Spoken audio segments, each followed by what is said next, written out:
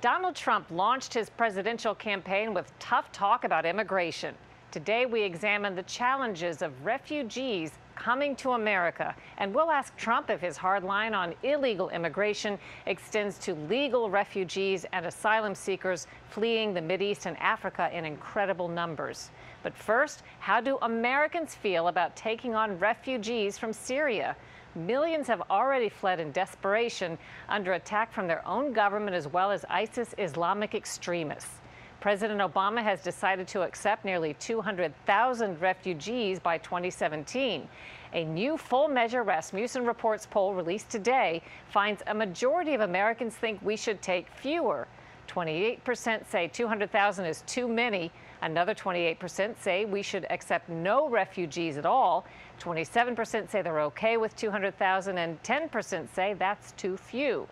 When asked about the impact the refugees would have on America's security, 56% say the refugees would make America more dangerous, 7% say it would make the U.S. safer, 25% say it would have no impact, and 12% were unsure. What you may not know is that many asylum seekers and refugees are already here. We visited one American town grappling with the financial and cultural impact of the unexpected newcomers.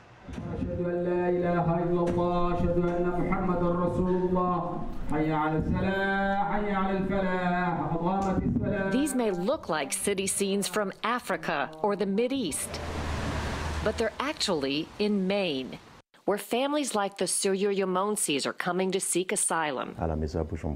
Tadi Sharyl was a government official in Burundi, East Africa, which he says is devolving under the post-Arab Spring instability that's causing refugees to flee.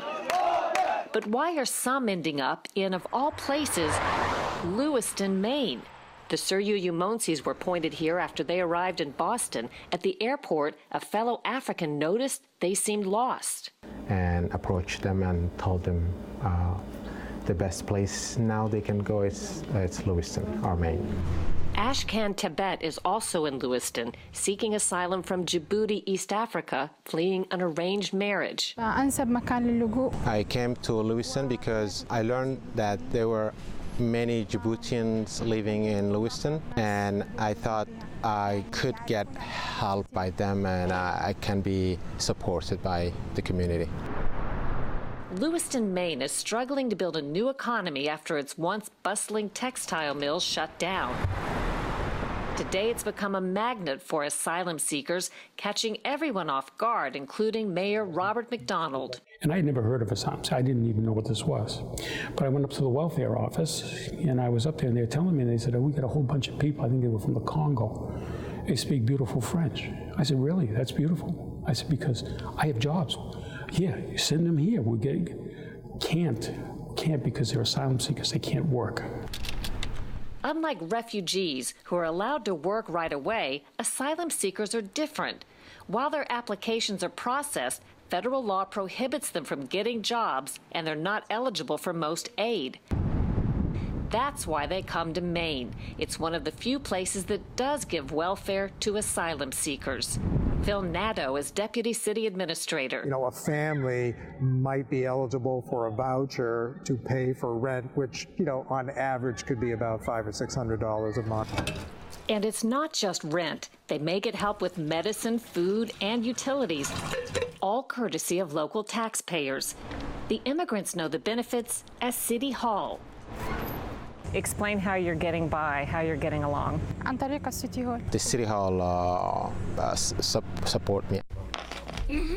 Lewiston is now caring for people from at least 30 different countries. We were told we had to take care of these people out of our pocket. No federal money, no state money. Just because they showed up here, we were responsible for. Town officials know the more aid they provide, the more immigrants they'll attract. They know because of their first immigration crisis. We believe that we have record of the first families arriving in February of 2001. The first wave consisted of refugees from Somalia, East Africa, including Saeed Mohammed. Mohammed and his family were originally placed in Atlanta, but he says they encountered a culture clash, with Somalis worried their kids would imitate bad behavior in poor neighborhoods where refugees settled. With drugs, with pants down, with derogatory languages, rap music. Then they started, no, that's not what we want. Yeah. So you heard or you felt that the environment in Maine would be more what you were looking for your family? Yes, and since most of the Somalis have a large families, so they were looking a safe place. They know that it's no, state, and that may not make happy. And also they know that most of the men are white people, that is their major, and so fear. You compromise, you live with a lot of white people in a snowy, cold state, but you like it. Yes. If the Somalis had to adjust, so did many residents of Lewiston, who found Muslim culture brand new. The only previous Muslim visitor most knew of was Muhammad Ali. He won a championship fight in Lewiston back in 1965. I think a lot of people at that time were surprised that the fight was scheduled to be here in Lewiston. In 2001, a few Somali refugees became 50. By the end of 2002, there were about 1,000 Somalis in a town of 36,000. They brought their culture to every downtown street.